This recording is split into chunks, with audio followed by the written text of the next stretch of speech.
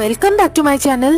এই হোলিতে আমি বানিয়ে নিয়েছি ঘরোয়া পদ্ধতিতে একদম চিকেন মহারানি। প্যানের মধ্যে সর্ষের তেল গরম করে মধ্যে আমি দিয়ে দেবো শুকনো লঙ্কা এবং সাদা জিরে ফোড়ন। তারপর আমি দিয়ে দেবো কেটে রাখা পেঁয়াজ এবং আদা রসুন বাটা এবং টমেটো। সবকিছু ভাজা ভাজা হয়ে গেলে দিয়ে দেবো আমি ধনে জিরে বাটা এবং পরিমাণ মতো নুন হলুদ। তারপর আমি আলু এবং চিকেনটা দিয়ে ভালো করে মশলাটাকে কষাবো। এখানে আমি 1 প্যাকেট গুঁড়ো দুধ জলের মধ্যে ভালো করে গুলে আমি মাংসের মধ্যে দিয়ে দিয়েছি। তারপর 2-3টে চেরা কাঁচা লঙ্কা এবং পরিমাপ মতো জল দিয়ে আমি এটাকে সেদ্ধ করতে দিয়েছি প্রায় 10 মিনিট। পরে আমি যখন ঢাকনাটা তুললাম তখন প্রায় মাংসটা সেদ্ধ হয়ে গেছে।